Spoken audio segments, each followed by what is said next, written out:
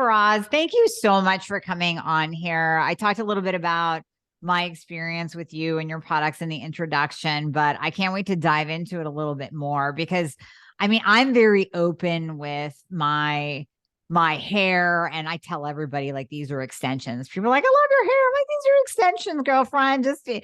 But with that being said, the reason why I have extensions goes back about 20 years to my hypothyroidism. And with my thyroid condition, even now that I'm optimized, my hair just won't grow and it won't be nice and thick and long and beautiful like I like it to be, which is why I get the extensions. But we know that that can do damage as well on top of the hypothyroidism. So we're just going to get into a whole bunch on this show today.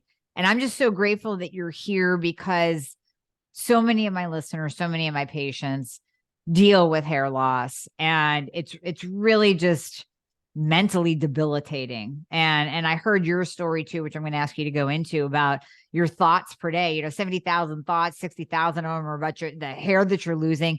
That is, you nailed it. You are absolutely correct. So enough of me talking. Thank you so much for coming on. I just can't wait to talk about you, your products, the hair loss, everything surrounding it for my people, for my listeners.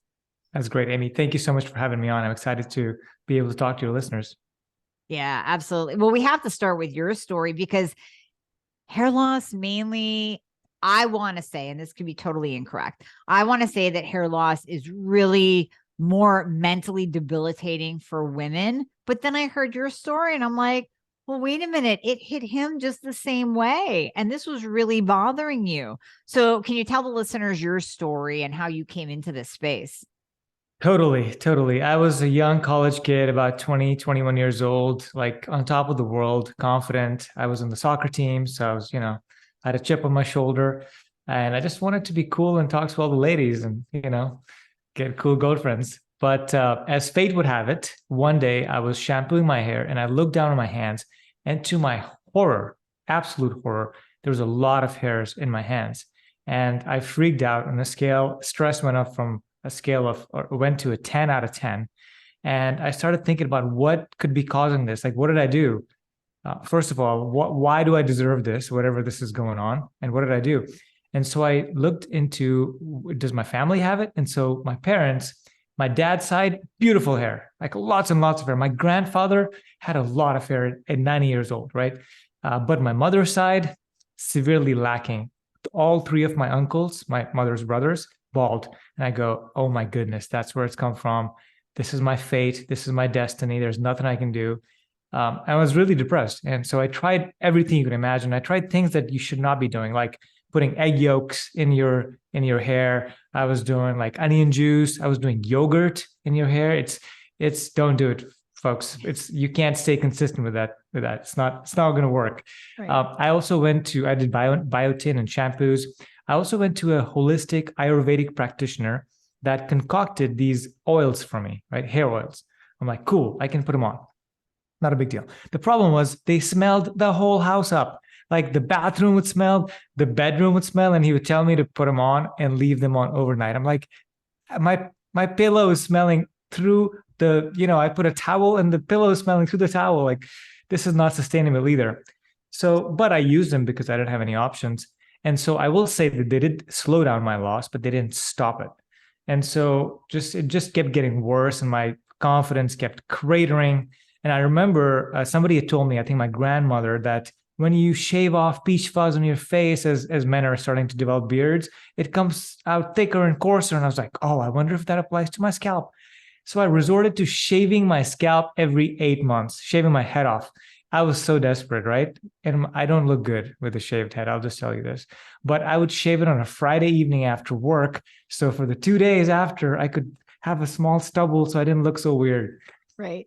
Anyway, this was what I was going through. I would think about it all day long, all day, every day. The only thing I thought about was my hair.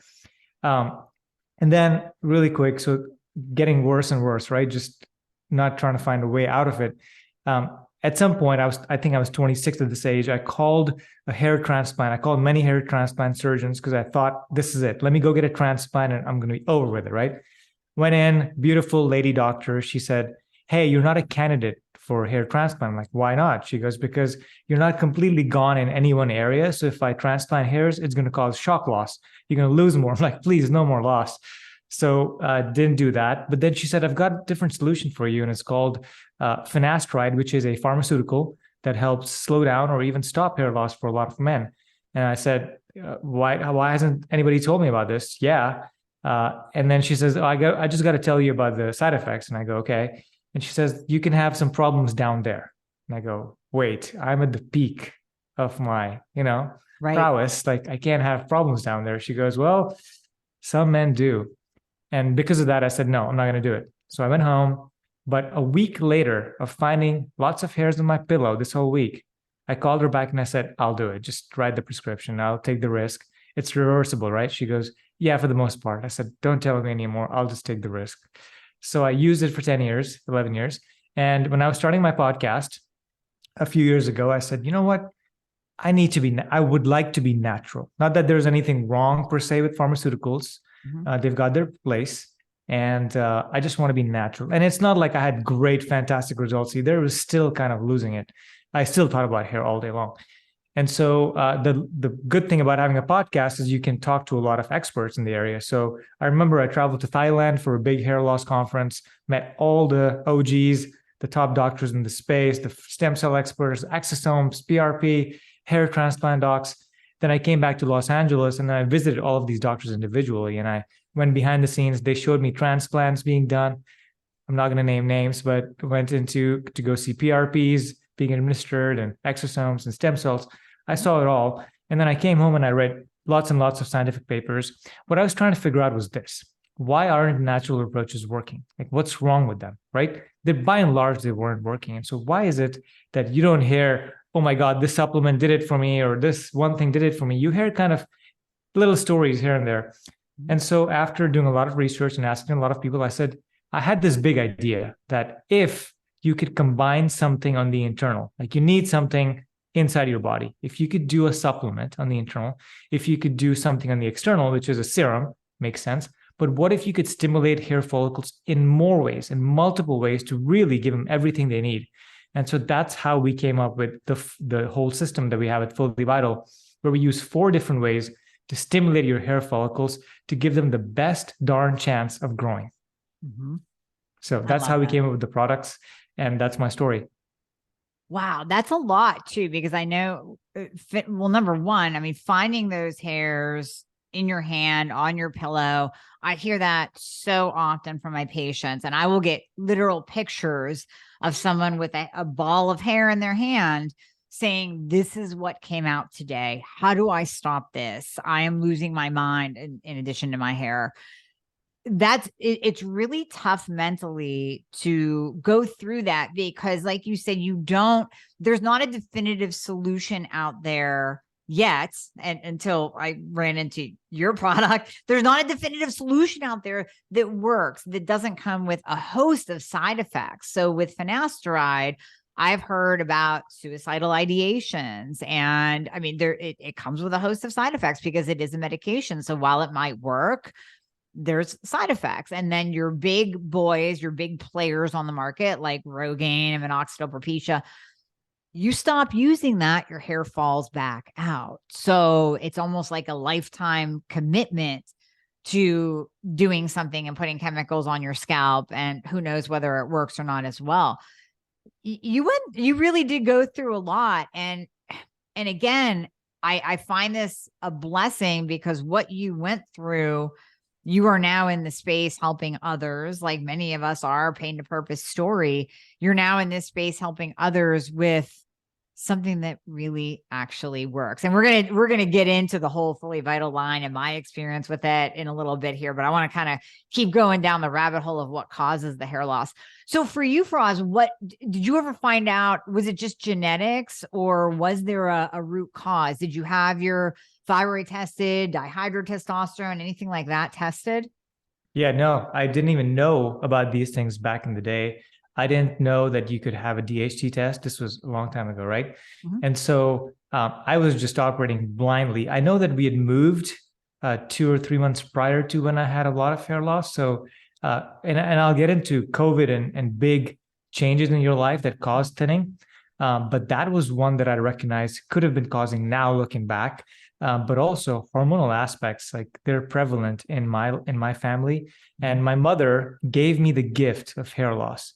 And at that time, she wasn't complaining because she was still, I don't know, in her 30s, 40s maybe. But later on, she started complaining. She's like, hey, I've got a lot of thinning right up in the hair, right in her part, which is very typical with menopausal thinning or hormonal thinning. So looking back now, I can think about, okay, there were 2 or 3 reasons why I was losing my hair. And now I can piece it together. But at that time, I couldn't think straight, you know? And the other thing I'll say is the reason why a lot of, especially women, it's almost always like a little bit more complicated with women, right? I don't know why, but hair loss, because we were talking on our podcast, Amy, is women have more autoimmune issues, for example.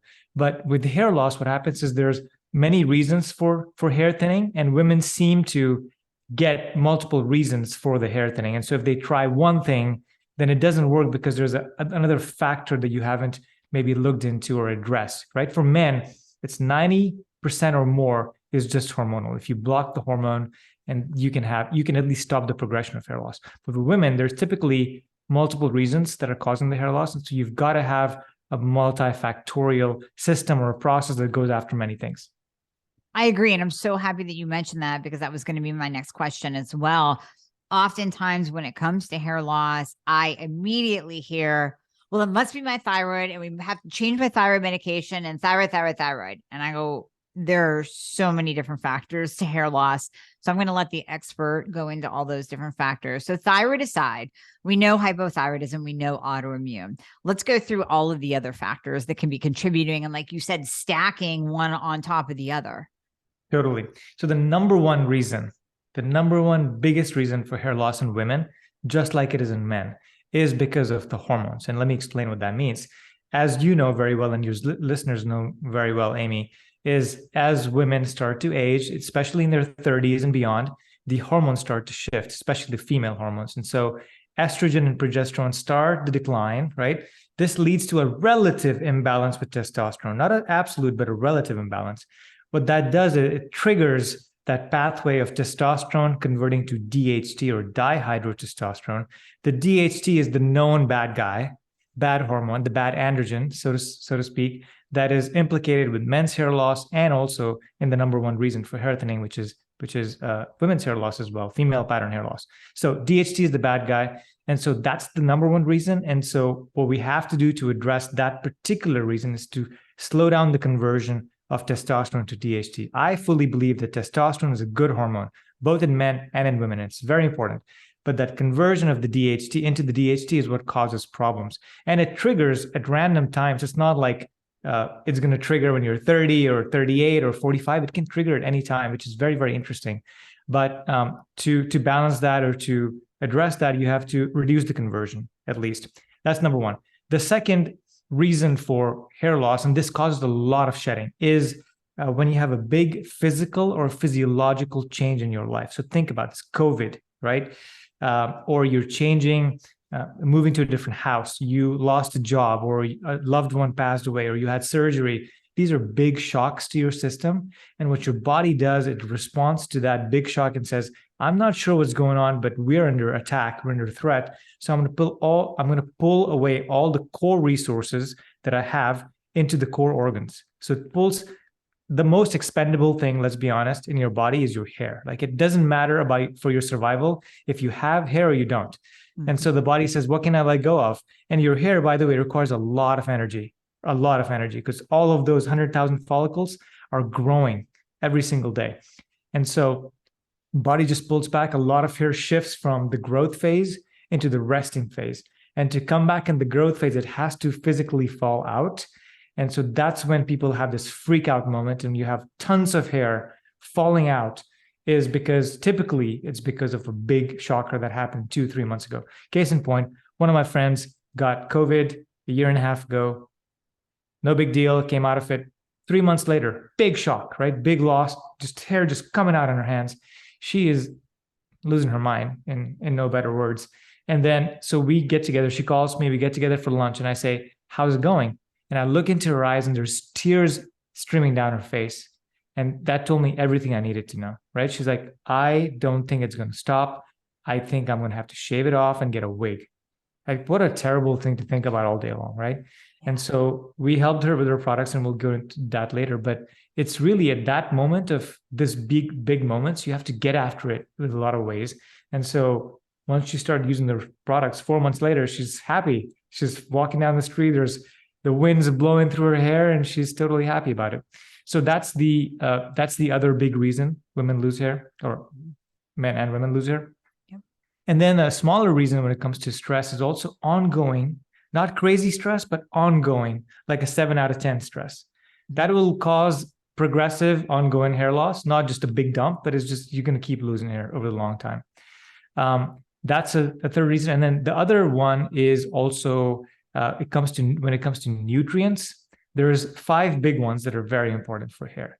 And I'm sure you know this, but being a folate, B12, vitamin D, iron, and zinc. These are the big 5 when it comes to hair health and not losing your hair. So one of my friends lives in LA, 31 years old, young, right? So no hormonal aspect, calls me up and says, I'm losing my hair. I've been losing it for 6 or 7 months. Help me, help.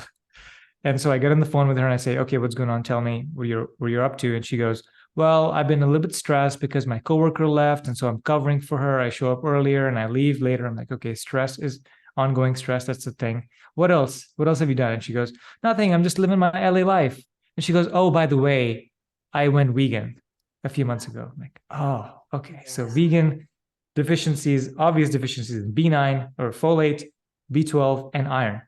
And so luckily our supplement has all 3. I sent her the supplement and I said, you have to promise to do mindfulness practices to address your stress. Even though we've got stuff in the supplement, adaptogens, we said, let's go overboard. Let's do a little bit more. And so she did that. And 2 months later, she's like, oh, it stopped. Thanks. I stopped thinking about my hair now. So those are some of the more common reasons for hair loss. Oh, we're definitely going to circle back to this veganism and the importance of protein here, but I want to backtrack and ask, why is there that 3-month lag time? Because I noticed that with myself when I had COVID, I got more, instead of the hair loss, I got the breaking, where literally it would just randomly a 8-inch length hair would break off and be 4 inches long. So why is there that lag time of 3 months, whether it is post-COVID or post-stress? Yeah, totally.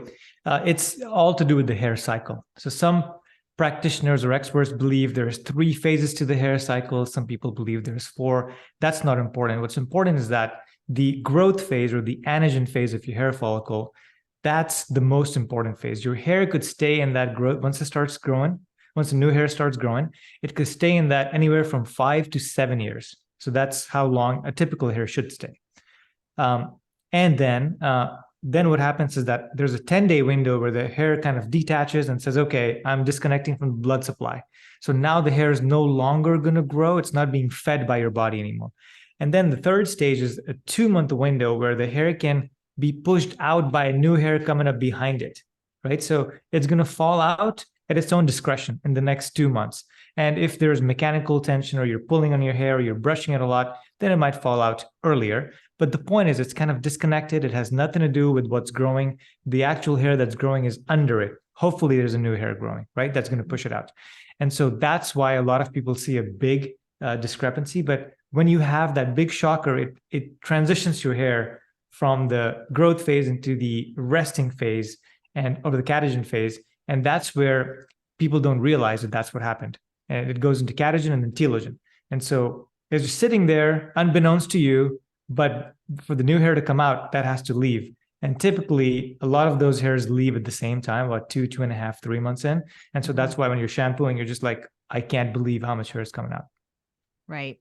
Exactly. And this is what I tell my patients that start on T3, and I don't know if you notice this as well with your clients, that when you increase the metabolism and you take someone out of that hypo state, when everything is low and slow, those phases of hair growth and the dormancy phase and the falling out phase, those phases tend to slow down. So then when you get that metabolism going again, it's more of a perception, but it seems like everything just speeds up again. And so there's a catch up time where some patients will go, does T3 make your hair fall out? I go, it doesn't make your hair fall out, but now all of a sudden you're coming out of that hypo state. Do you notice that with your clientele as well, that maybe if they're improving their hormones, improving their thyroid, they actually feel better and their metabolism is increasing, now they're dealing with the hair loss too? Yeah, totally. So, by the way, for hair loss, both hypothyroidism and hyperthyroidism cause hair loss. That's documented in the scientific literature. Now, if you're hypo, what you'll do is you'll have thin, brittle hair, and it's not going to be good quality, and you're going to experience ongoing loss.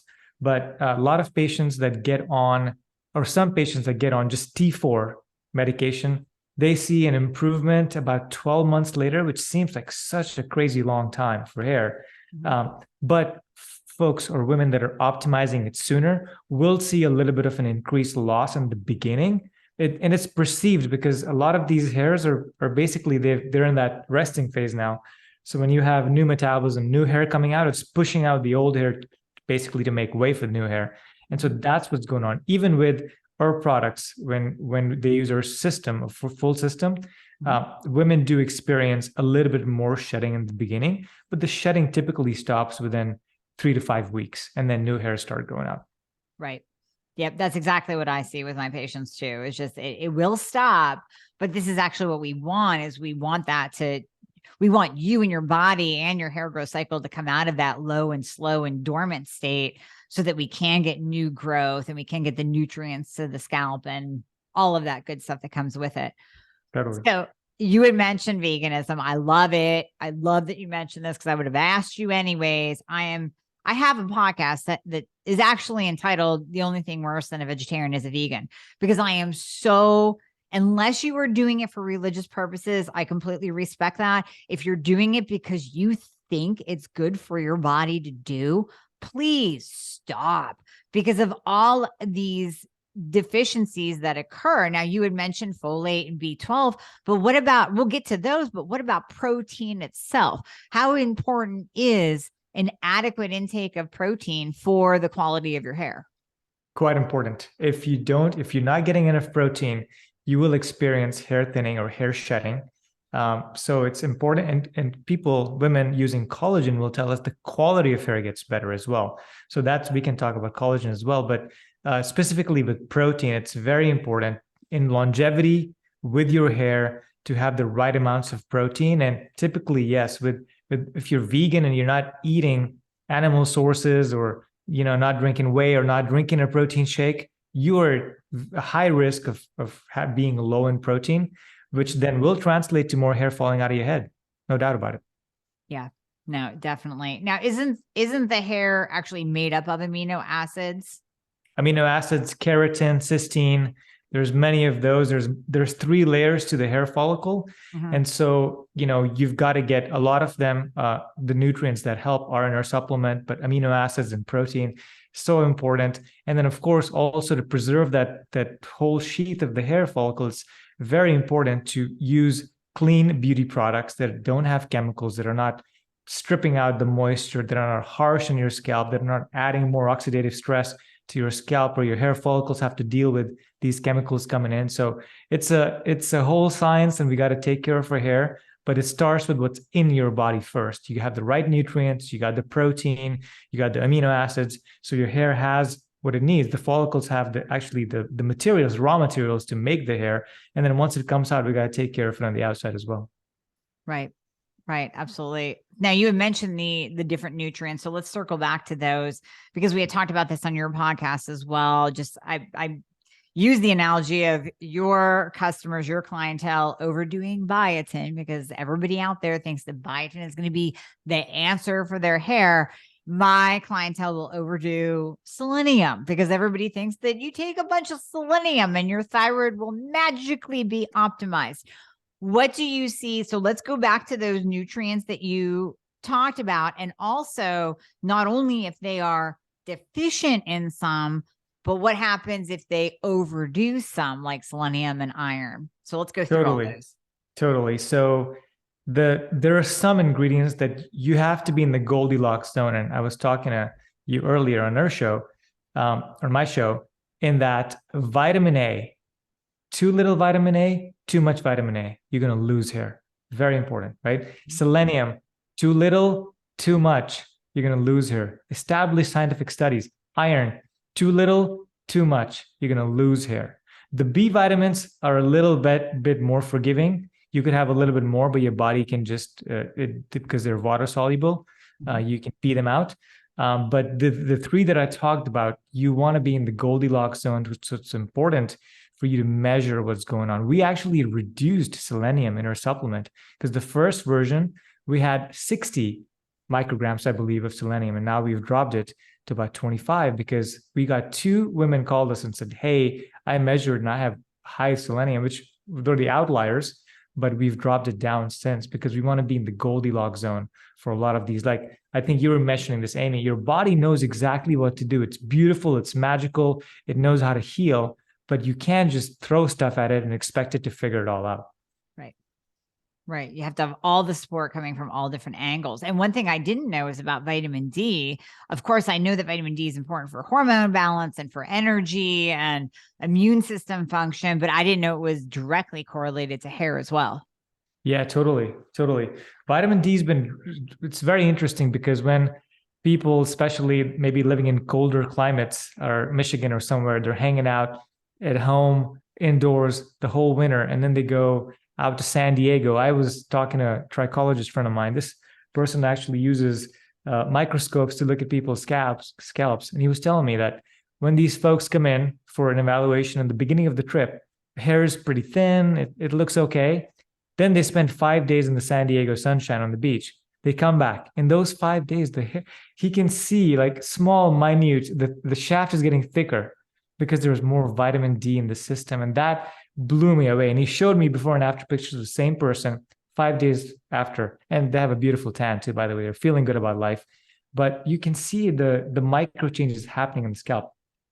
The other nutrients I mentioned is we've got so many of them, but the B vitamins are especially important. Folate, we talked about, and vitamin B12, those are important as well. And then iron and ferritin, as we had discussed on my show as well, those are important. And then we've got, we're adding magnesium to our supplement. And also we've got what we really believe in. We want to balance the DHT, as we talked about, right? So testosterone to DHT conversion, we've got multiple super, I guess, powerful ingredients that help balance the conversion. So reduce the DHT in your body. So we've got that as a pathway that we're targeting.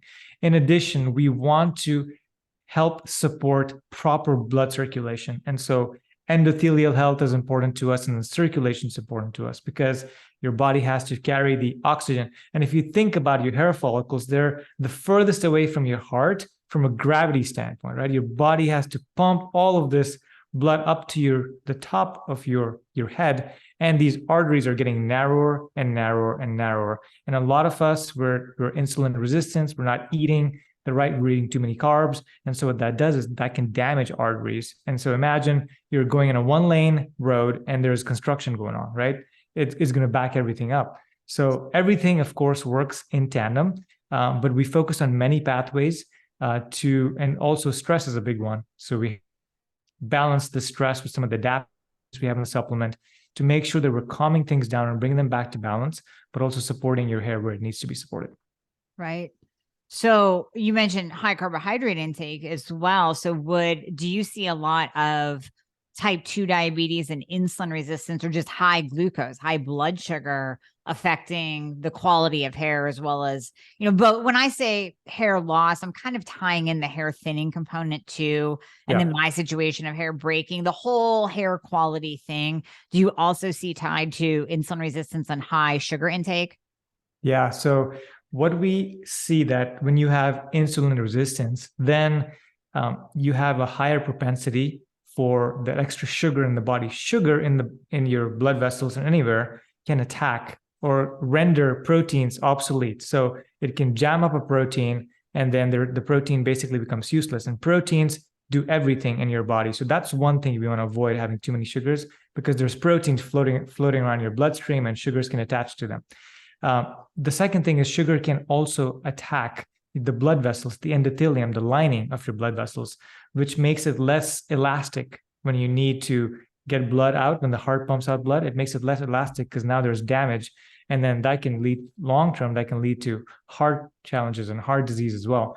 But what we come to at this is sugar is damaging the blood vessels. It's reducing the blood flow that can go through arteries. And we already know it's hard to get up to your scalp because of gravity. And so we want to enable that as much as possible. The other thing we see with insulin resistance or too much sugar in the blood is that it can raise testosterone in women, typically.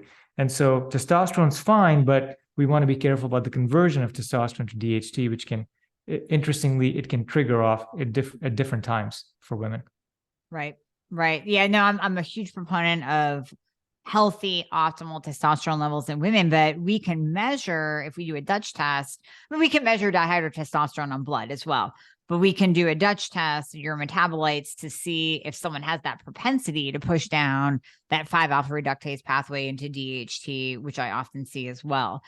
Now, I use saw palmetto in my hormone fixer specifically for that blocking of conversion of testosterone to DHT. And I know you use that as well. What other nutrients are incorporated into your system that you try to block that pushing down that 5-alpha reductase pathway conversion to DHT? Totally. We use 3. So we use saw palmetto, which has been proven in scientific studies to help with that reduction. Yep. We also use pumpkin seed extract, which is important. And there's a very cool, I believe, a 2014 study that had fantastic results with pumpkin seed oil extract. So that's number 2. And the third item that we use is nettle extract. That also helps. And I know you use that as well in some of your supplements, Amy. And so that helps reduce the conversion of testosterone to DHT. It's used by men that have prostate issues, and typically high DHT can cause an enlarged prostate. And so we are using it for the purpose of reducing the conversion of testosterone to DHT, those 3 ingredients. Oh, that's amazing. I absolutely love it. Love it. So when we're talking about DHT, kind of springboarding off of that, normally we see different kind of patterns of hair loss. Specifically, I'm going to talk about the ladies, because we know that the guys get the male pattern baldness, right? You'll start to see the receding hairline around their hair, and then look at that little bald spot in the back. But for women, it can be the same, but you also see hair loss in different locations. Can you break down how important is the location of the hair loss and back of the head, sides, all of that? Totally. It's quite important. And I think that this will surprise many people. When you have hormonal hair loss, meaning from DHT, right? That's what I refer to hormonal. That is a progressive condition, meaning if left untreated for long periods of time, the follicle can actually shut down and become quiescent and not produce any hair, but possibly forever. So you could lose the follicle, which is why you see bald men that have shiny scalps, right? It's gone. It's not coming back. So that is the effect of DHT on the follicle. So if you have hormonal hair loss or DHT hair loss, you want to get on top of it as quickly as possible. Most of the other types of hair loss that I mentioned, stress-related, COVID-related, thyroid-related, nutrition deficiency-related, these cause hair shedding. But this hair, typically, when you get everything right and your body's functioning properly, this hair will grow back, believe it or not. So even though we might be super worried about losing hair because of something that's going on, when you fix it and when you address that hair typically comes back. And so regarding the location of the hair loss, for men, as you know, the male pattern hair loss happens up at the top of your scalp, and the sides are spared and the back is spared. Same thing for women. The female pattern hair loss also happens.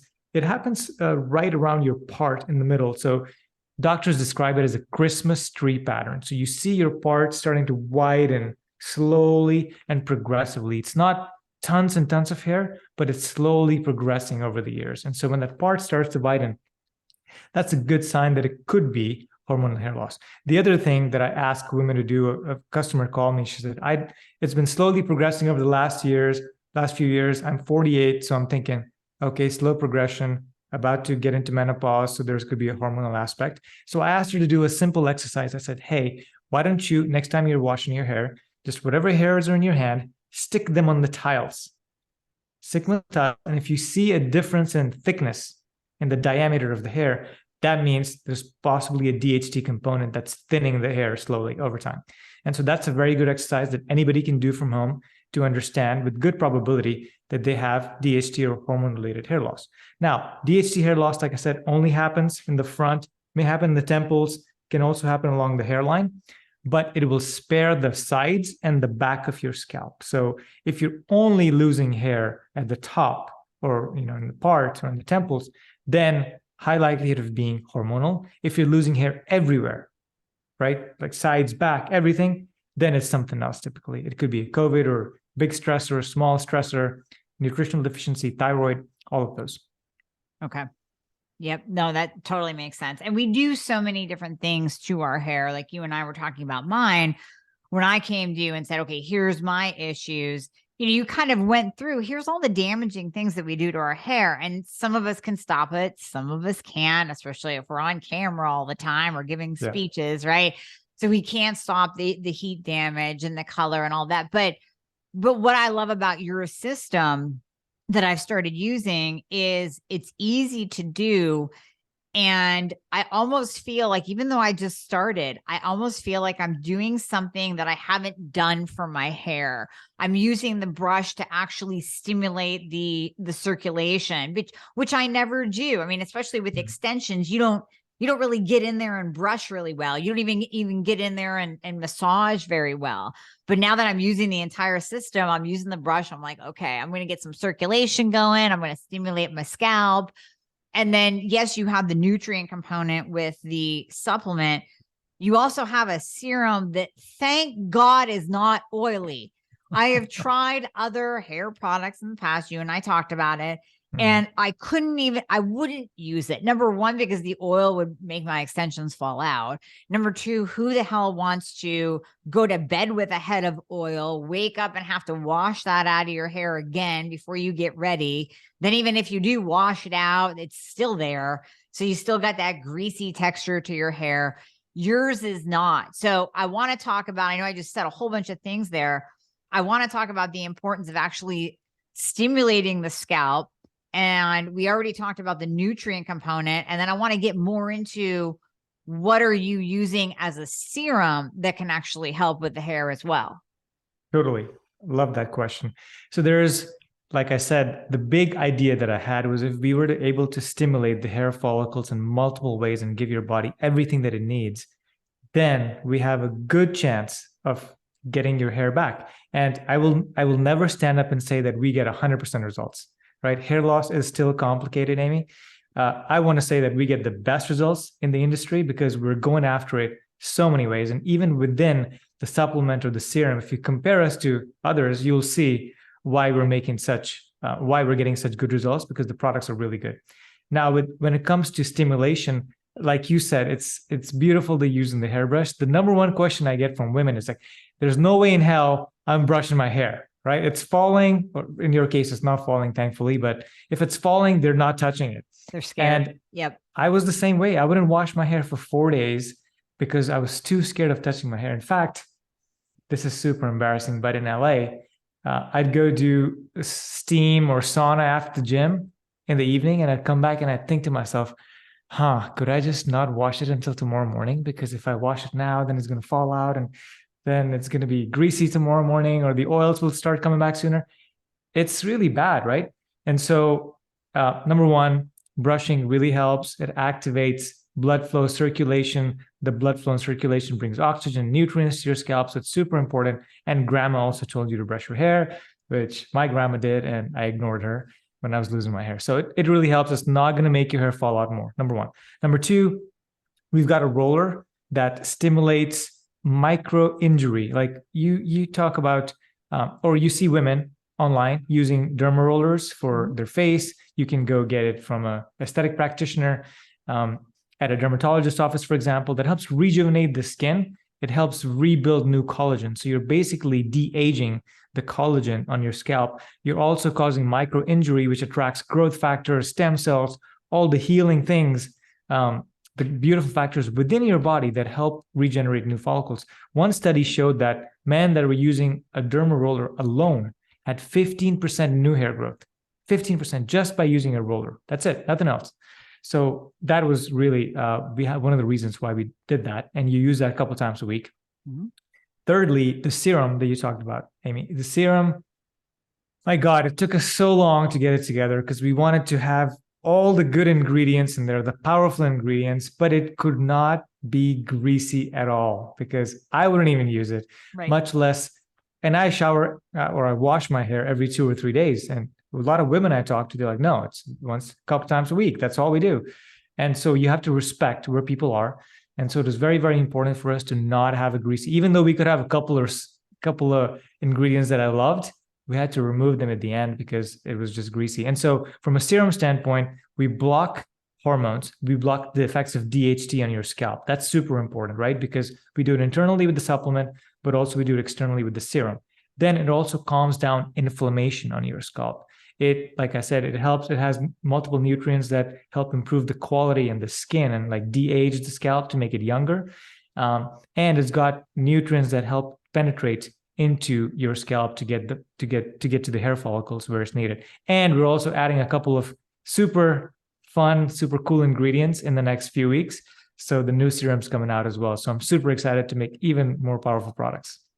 Very cool. So we could actually, because I have a derma roller, so I could derma roll my scalp and then put the serum on it to kind of give it like a little 1-2 punch too, kick it up a notch. Yeah, so perfect. I'm glad you brought that up. So when you do use the derma roller, what it does is, besides causing the micro injury and new hair growth, it also opens up your channels temporarily.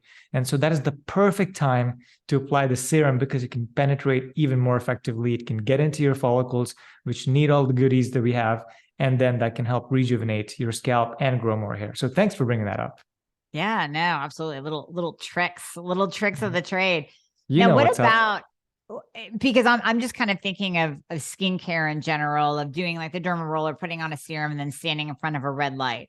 There's so many. I mean, I have seen red light caps go into the thousands of dollars for your hair. What's the efficacy on that? I mean, have you really seen that make a difference, or can we achieve the hair growth and the protection of our hair and the improvement of the hair quality without having to buy a $2,000 red light cap? So I will just say this. This might be controversial to the companies that sell the big helmets for $2,000. Right.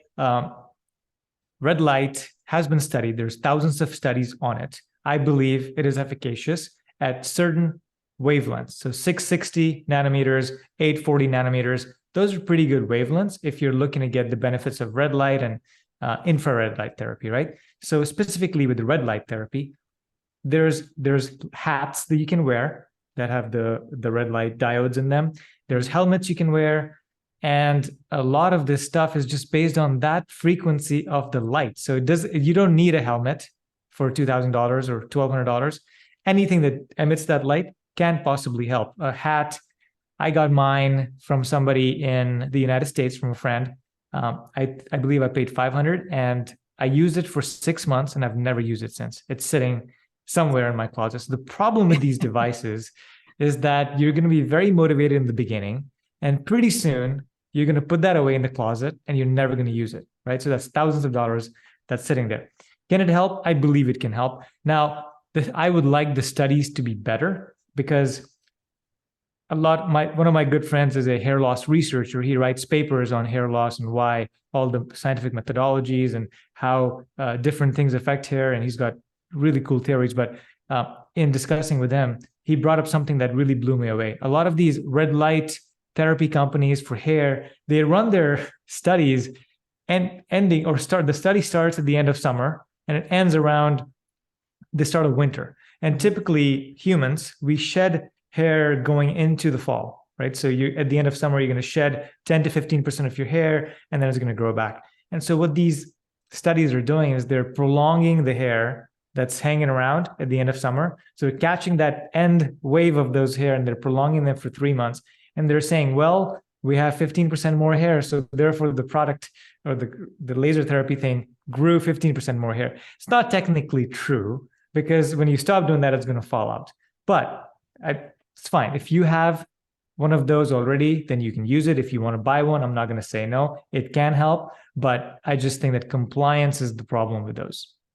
Right. Exactly. And I find that too. I mean, I have my red light in my bathroom, and when you first get it, you turn it on after every shower. And then after a while you look at it, you go, man, I haven't turned that on in a couple of weeks even, because it's not, everybody wants that quick win. And even when we're talking about hair, quick can be 3 to 6 months. I mean, when you're losing your hair, you'll take a full head of hair in 6 months. So we want that kind of quick win. And I think the only way to get that is to do that multi-purpose approach, that multifactorial approach where you're treating the inside. Obviously you're getting your thyroid and hormones optimized. That's number one. You're actually addressing the DHT, you're addressing the nutrient deficiencies, you're stimulating the circulation, and you're applying something directly to your scalp, like your serum that can actually start to work at the follicle level instead of just standing in front of the red light or putting it on your head. I'm with you. I'm not opposed to red light at all, but I think from a frugal, economical standpoint, I would much rather use your complete system and hit it from all angles than spend a couple grand and again, roll the dice. Does this help my hair or not? Right. The 4 things that we do are so much more powerful than using a red light therapy, right? It's just, we're helping the insides, we're helping the outsides, we're stimulating, we're also following grandma's advice. So we're doing good for the world. And here's what we say. You see hair, a lot of companies will tell you, if you use our products, you'll see results in 4 to 6 months. And the reason also we created 4 products to stimulate and get in there is because people they don't want to wait 6 months to see a result. That's kind of ridiculous, right? And so a lot of our customers will see results in 75 days even. So that's 2.5 months. They'll start to see the hair quality change. They'll start to see thicker, fuller hair. And some of them will start to see new baby hairs coming out, right? And so that's what we want to get to. We want to get you results as quickly as possible. For that, compliance is important. Please use it every single day. And again, unlike other companies, we believe in our product so much that we give you a 120-day money-back guarantee, right? 4 months since you buy the products. Other companies will give you a 30-day money-back guarantee. Who are you kidding? It takes 4 months and you're giving me 30 days? And so we hit it from both angles. One, we try to get you results faster because we're, doing multiple things. And we also give you enough time so that for whatever reason, if it doesn't work, then you can return it to us. We'll refund all of your money. That's crazy. That is an insane guarantee for us. So yeah, I would say you very much stand behind the quality of your products. And I can completely see why. I mean, like I said, I used your whole system today. I have the serum in my hair right now, and you can see I styled it just the same, ladies. Yeah. I don't have a greasy head of hair up top. I style it just the same. So that's amazing. That really speaks to you standing behind your products. Yeah, totally. And listen, I come to this from being a sufferer of hair loss. I spent a decade thinking about my hair every single day, and I don't want that to happen. And the reason I also created these products to be so healthy and natural is because I wanted my mother to be able to use them, right? Because men will typically be open to using pharmaceuticals more than women for whatever reason, right? At least the ones I've talked to. But I would not have my mother use any of the pharmaceuticals. And so I wanted this to be something that I feel good, but also other women and other men can use, and feel confident that we're not ripping them off. We're not stealing their money. We're not, selling them a bill of goods that they're stuck with after the fact. Right. Exactly. Well, Faraz, can you tell listeners where they can find you, where they can find your products so that they can grab them? And then you did give a very generous 15% off discount code for my listeners, which is amazing. So I'm going to hand it over to you. Totally. Thank you. So the discount code is AMIE15, AMIE 15. You get 15% off all the products in our store. So what I would recommend is getting the 3-month supply. One, it's a bundle. You get a big discount on that. And then you get 15% off on top because you're a listener of Dr. Amy's podcast. So that's what I would recommend. To get the products themselves, you go to fullyvital.com. That's FULLY, fully VITAL.com. That's where you get the products. You can see the entire line. We're also launching new products in the next couple of months. So you'll see those come in. And then personally, I host a podcast called Anti-Aging Hacks, where I interview experts like Dr. Amy on my show to help you live longer and look younger in the process. And the link for that is, again, you can find that as Anti-Aging Hacks on Apple or Google or wherever else you listen to podcasts. And then my Instagram is at Anti-Aging Hacks.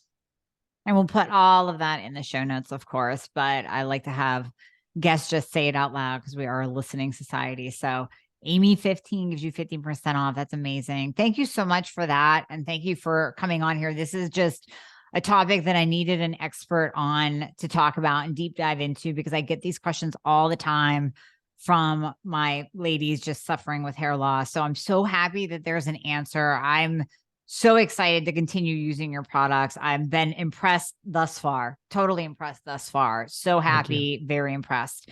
So I will keep my listeners updated on my hair breakage issues, as I will keep Faraz updated as well. But thank you so much for your time today, Faraz. I greatly appreciate it. Thank you very much, Amy. It's been an honor to come on your show. Thanks so much. We'll definitely have you back on.